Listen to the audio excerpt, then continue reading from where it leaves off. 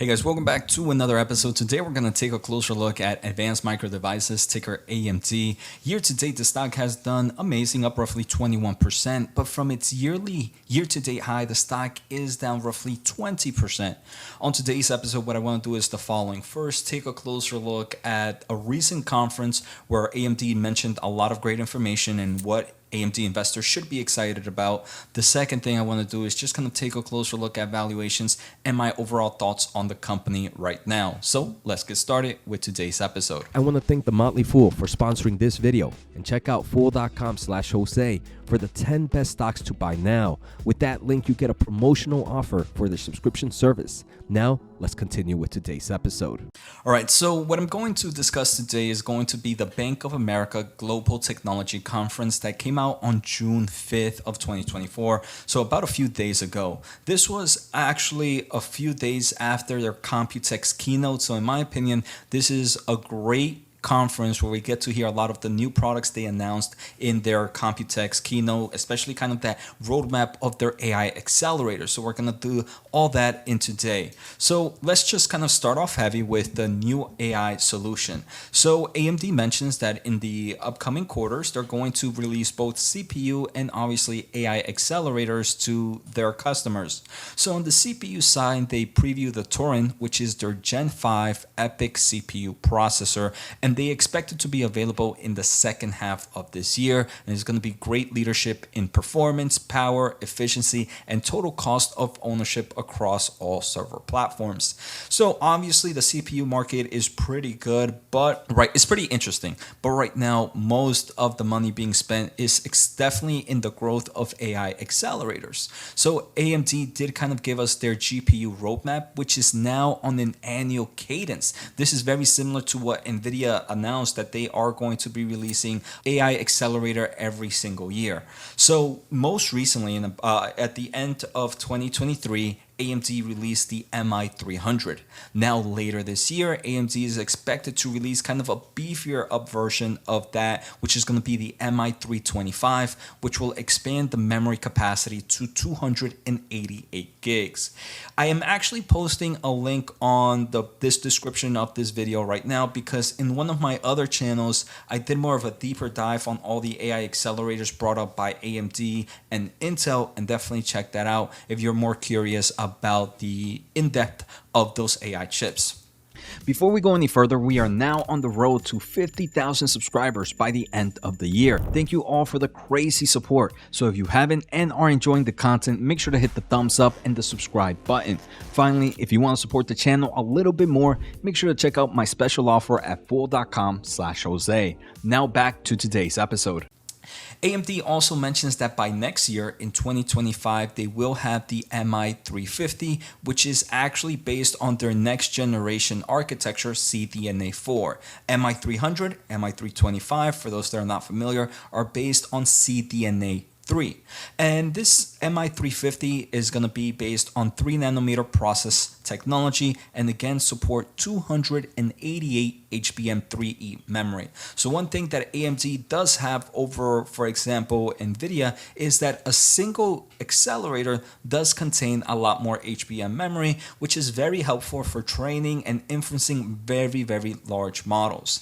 They mentioned that this next generation of MI350, the CDNA 4, will actually have improved performance by up to 35 times against their MI300. And this is going to be competition to the Blackwell 200. And versus the Blackwell 200, it's going to have roughly 1.5 times more memory, and it's also expected to lead in memory capacity and inference performance. Now, the company did announce that in 2026, they are going to release the MI400. I'm going to say AMD probably has a weaker naming scheme than probably some of the other players out there right now. But the MI400 is expected to compete against Nvidia's Rubin GPU. And the MI400 is going to be based on another new architecture, which right now they're calling CDNA Next. But the way they go with their naming scheme, it's pretty much going to be called CDNA 5. And they expect that this will continue to expand the performance, not only on the inference side, but also support larger cluster training. And may I say that to me is probably one of the biggest bullish points for AMD. AMD, unfortunately, one of the weaknesses right now is that they're not able to create these super large clusters for training using their AI accelerators. But it does seem for that MI400, and based on whatever networking solution they're going to be using, connectivity solutions they're going to be using for that, it's going to support larger cluster training. So I am an AMD investor, my number two position, and actually after hearing this, it got me more excited for AMD and the AI space. Obviously, the MI400 is not coming out until 2026, but this is that kind of long-term mentality that, hey, look, if AMD gives us great buying opportunities, and we'll look at valuations in a bit, this is one that's pretty interesting and can definitely benefit, especially in my opinion, with the MI400. Now, AMD did talk about their kind of projection for this year. And for this year, remember, we're expected $4 billion in AI accelerator revenue. But they do expect to update this as they progress going forward. I believe every single quarter before the end of this year, we're going to continue to see more and more updates on this. I wouldn't be surprised if by the end of the year, we'll see somewhere around $6 to $7 billion in the AI accelerator market. Now, there was a question of when the MI325X, that remember is coming out later this year, is going to have some impactful revenue. And the CFO mentions that, hey, look, it takes time to ramp up, so most of the revenue will be coming next year. I believe the MI325X will probably come out with the same type of maybe revenue growth as the MI300. For me, I really am very bullish on the MI400, even though we don't know too much about it. Kind of talking about AI accelerators, obviously we have kind of constraints with supply chain issues, and AMD is still obviously going to see supply chain issues thanks to the advanced packaging solution that is used for the MI300 series. But on the bright side, they mentioned that, hey, look, right now they are working with all three memory suppliers for HBM, and while capacity is still tight on their end, it's not necessarily a means of qualification, it's more of just the supply. And we know that all these memory companies are increasing their supply of the HBM market. Now, there was a question coming out about the ASIC, and these are kind of your custom solutions meant to kind of do one workload.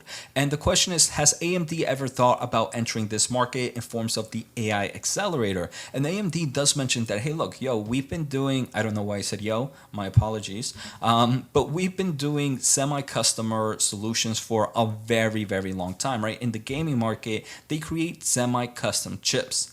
So they mention if a customer needs for them to do something, they definitely will do it if the market is right. But right now, the merchant market, which is kind of your cloud server providers, is the largest market because the model changes so quickly. So right now with ASIC and these individual AI accelerators, they're only good if that workload stays the same, if that kind of computation software stays the same, to kind of put it on a top level overview. But because the software continues to change, models continue to change so quickly, AMD's CFO mentions that they believe it's going to be hard for ASIC, especially if the two suppliers, both Nvidia and AMD, have an annual cadence of GPU and AI accelerators. So right now, if you are really betting on more of an ASIC solution for the AI accelerator market, maybe you might have to rethink it, especially if AMD and Nvidia are going very heavy in this space. Next, another question came out kind of talking about the PC market, right? There are reports that ARM mentions that they expect ARM-based PCs to be 50% of the market over the next 5 years. And what are their thoughts about this? And the CFO just said one word: no. They don't believe that's going to happen. And if I'm going to be honest, I don't think that's going to happen. I'll probably be doing a video later on why maybe Qualcomm is getting excited and why many are seeing kind of this huge growth in AI space with the ARM market. But many players like Intel and AMD don't really believe this is going to be the case. The final question before we look at PE ratios was a question on margins, right? If you are doing annual cadence on AI accelerators and AI GPUs, is this going to eat up your margins in the long term of things, right? Because you're spending so much money on research and development. And AMD is trying in the long term, expects to have margins over 57%. The CFO mentions that, hey, look, they don't believe that's the case. They believe that they're going to continue to make significant progress in their gross margins. I mean, they have invested in data center GPUs for a while, and they are increasing their margins already. In quarter one, they ended up with 52.3. And they guided for 53 for the quarter two, and second half they expect it to be better. And right now the main reason is AMD is seeing nice growth in all their other markets like the consumer space, obviously data center and CPU, and hopefully in the second half they expected to also see it kind of in their embedded market. But in the long term of things, they believe that AI accelerators will also be a nice tailwind for gross margins that this company is seeing. So overall, I believe that the upcoming years is going to be really good for AMD's AI accelerator. Maybe at the end of the day, I still don't believe it's going to be as good as Nvidia's, and that's why Nvidia will remain my number one position for a very, very long time.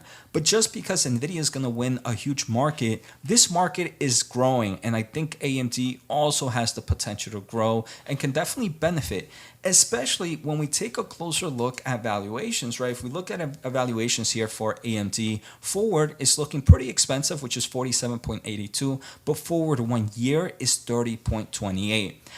Obviously, these valuations are based on analyst expectations. So it's whatever analysts expect this company to make within the next 9 months, 6 months, and within the next 18 months or from now or forward 1 year, next fiscal year. So about 2 quarters and a year. And I personally believe that AMD's analysts are very much underestimating how much it can grow from the AI market. And if you look at revenue growth expectations for AMD, it's not that crazy yet. So that's why I believe the market might be underestimating AMD. And because of the yearly cadence, I believe they have a huge potential of beating these expectations, and in reality, these PE ratios are a lot cheaper. So looking at AMD stock, like I mentioned, we saw the stock was sitting at 167. Right now, it's not a time where I would load up the truck.